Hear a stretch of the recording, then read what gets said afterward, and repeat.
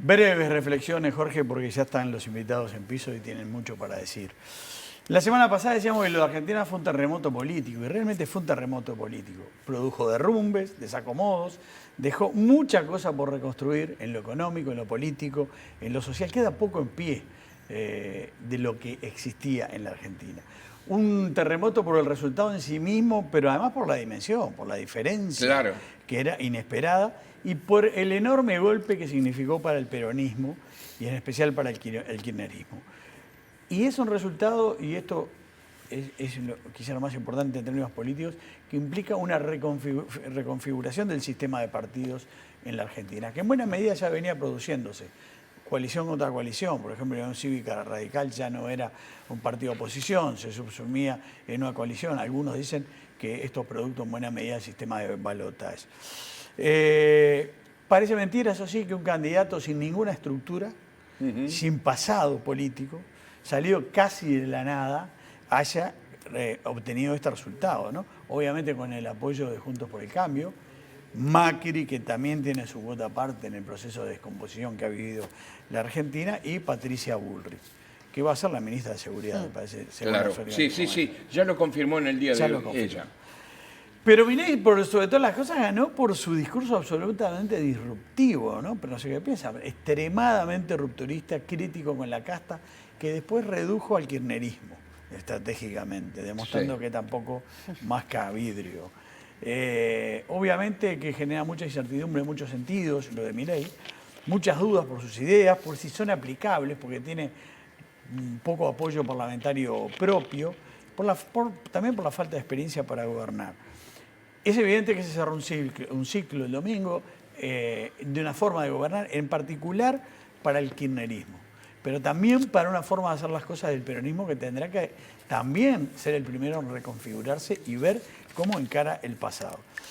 Pero el resultado dice muchas cosas de esta Argentina, en particular por el apoyo de tantos jóvenes, en niveles pobres, pero en todas las capas sociales, con padres peronistas que optaron por esto y parecen hartos del estilo de conducción, de la corrupción, de la que se ha hecho gala, de la devaluación, de la droga, bueno, de pasar mal. El gobierno de Alberto Fernández, una figura que parecía otra cosa y termina totalmente desteñida, se empezó a suicidar casi desde el comienzo, ¿no? Con una vicepresidenta que nunca se hizo cargo, siempre llegó a decir que no formaba parte del gobierno, y que se transformó, de hecho, en la opositora número 1 desde aquella carta, muchos la recordarán, lapidaria, que envió al presidente en septiembre de 2021, entre otras cosas diciéndole que se hiciera cargo. Un estilo en el que se persiguió periodistas, medios, se menoscabó la oposición y también al Poder Judicial. Los uruguayos fuimos víctimas de eso, en el conflicto por UPM. UPM Fray Ventos. Fray Ventos. A veces nos olvidamos y a veces me impacta que desde aquí se reivindique aquel kirchnerismo que hizo que Tabaré Vázquez pidiera ayuda al gobierno de Estados Unidos por si la cosa escalaba. Y tenía datos, mucha información. ¿Por qué lo hizo? No fue casualidad. Y quiero pasar rápidamente a la parte comercial. Tú decías que lo importante que es para Uruguay en materia comercial Argentina, desde acá se está mirando muchísimo lo que ocurre, hay mucha expectativa, muchas dudas. Y hablando de Uruguay y de estas incertidumbres, vamos a hablar de lo que hablábamos recién con el Sapo, que es, me voy a introducir muy brevemente en la visita, en lo relevante de la visita del presidente Lacalle con una delegación muy amplia a China. Una visita al parecer muy positiva, recién lo decía el director de Uruguay 21, Lacalle fue recibido con todos los honores y Xi Jinping le dedicó una hora de reunión, además de un banquete realmente impresionante. En un país donde los gestos son muy importantes. Los gestos, yo voy a decir algo de eso, los gestos en un país son muy importantes, en China son muy importantes, pero en la diplomacia en general y en el mundo internacional los gestos son muy importantes, a veces más de lo que dice el papel.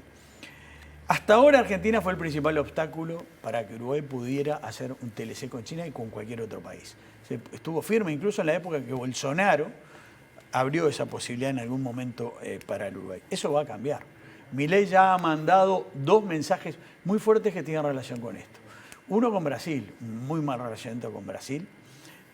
3 mensajes. Ya Lula anunció que no va a ir a la asunción de Milei. En segundo lugar, Ya ha dicho que no está de acuerdo con este Mercosur que encorseta, o sea, se va a alinear con Uruguay en ese sentido.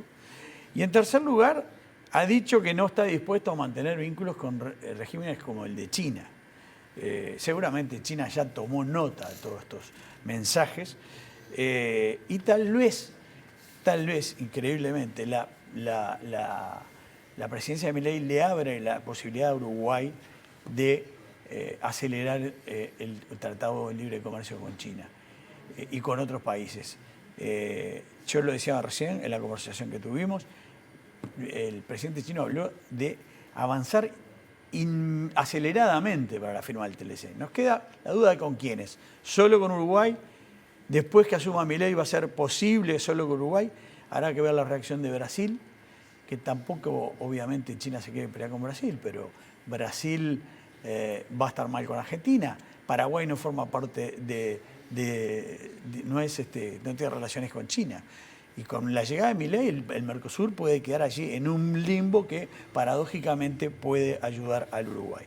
Hay una agresiva política, para ir terminando, de China en América Latina y Montevideo, Uruguay, a pesar de ser un mercado pequeño y darle algunas, digamos, productos importantes, sobre todo en materia de alimentación, es geopolíticamente muy relevante y por eso le puede servir a China.